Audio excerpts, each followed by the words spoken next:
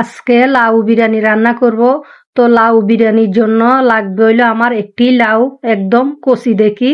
তো এখানে আমি মাঝখান দিয়ে কেটে অর্ধেক নিব, পুরাটা নিব না, অর্ধেক কেটে নিব। কেটে তো এখানে একদম বড় বড় করে আমি পিস করে কেটে নিব। ছোট ছোট পাতলা করে যদি আমি কেটে নিই তখন আমার বিরিয়ানির সাথে দিলে একদম গলে যাবে, ওই আমি লাউটাই খুঁজে পাবো না।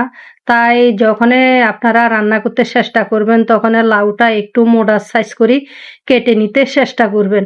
এ লাউর বিরিয়ানি খেতে যে এত যে মজা, এত যে মজা গাইস, আপনারা যারা এখনো খান নয় লাউ বিরিয়ানি, প্লিজ আপনারা এভাবে তৈরি করে দেখবেন। লাউ বিরিয়ানি খেতে এত যে মজা।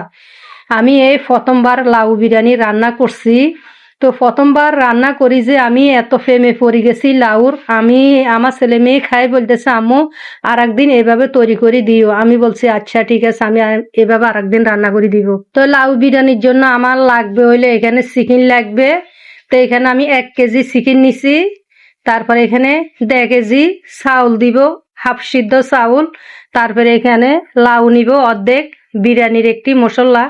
তো এখানে আমি বিরিয়ানির ভিতরে যত ধরনের মশলা লাগবে সব ধরনের মশলা এখানে আমি তেলের ভিতরে দিয়ে দিছি। তেল দিছি আর ডালটা দিছি, দোনোটা দিয়ে গরম করি। তারপরে এক একে সব ধরনের মশলা দিয়ে ভালো করে আমি এখানে কষাই নিব। কষা এখানে আমি মাংসগুলা দিয়ে দিব। এখানে আবার এখানে পোলাও পাতাও দিয়ে দিব। পোলাও পাতা দিলে খুব সুন্দর একটা স্মেল বাইর হয়। তো এখানে মাংস দিয়ে আলু দিয়ে ভালো করে এখানে কষাই নিব। কষায় ঢাকনা দিয়ে ঢেকে দিব। তো দেখেন উপরে একদম তেল উপরে।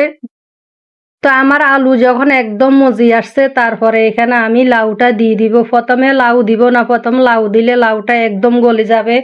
লাউর এখানে আমি চিহ্ন পাবো না, তার জন্য লাউটা একটু লাস্টে দিছি। দিয়ে ভালো করে কষা এখানে চাউলটা দিয়ে দিব। চাউলটা দিয়ে ভালো করে উল্টাই পাল্টাই তারপরে এখানে গরম পানি অ্যাড করব পরিমাণ মতন।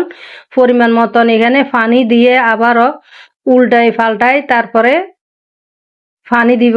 পানি দিয়ে তারপরে এখানে আমি ঢাকনা দিয়ে ঢেকে দিব। তো আপনারা পুরা ভিডিও দেখবেন। আপনাদের কাছে আমার একটা অনুরোধ থাকবে, আপনারা পুরা ভিডিও দেখবেন। লাউ বিরিয়ানি খেতে যে এত যে মজা, এত মজা, আপনারা যারা খান নয় তাদের কাছে অনুরোধ থাকবে প্লিজ আপনারা এইভাবে রান্না করে ঘরের পরিবেশ খেতে পারেন চাইলে। অনেক মজা হয়েছে।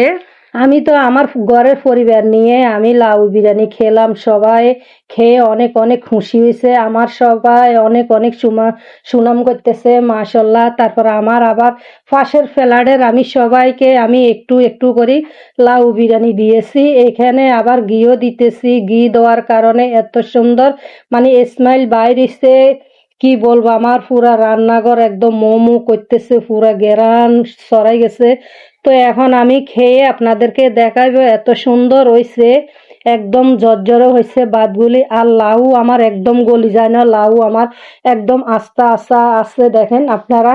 তো লাউটা সবসময় এরকম আস্তা রাখতে চেষ্টা করবেন, গলি যাইলে তো লাউর চিহ্নই থাকবে না। আপনি কি লাউ রান্না করছেন নাকি?